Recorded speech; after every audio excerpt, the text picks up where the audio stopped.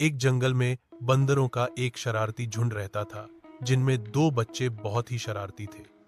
वे एक दिन एक सीधे सादे जिराफ का मजाक उड़ाते हैं, उसे लंबू कहकर छेड़ते हैं और फल मारकर भगा देते हैं।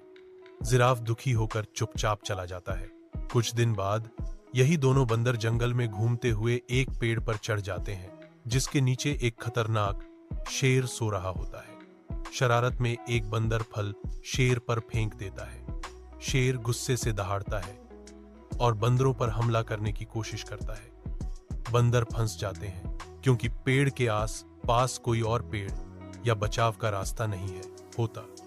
उसी समय जिराफ प्रकट होता है और कहता है, घबराओ मत, मेरी गर्दन पर आ जाओ। जिराफ अपनी लंबी गर्दन से बंदरों को पेड़ से उतारता है और तेज दौड़ लगाकर शेर से बचा लेता है।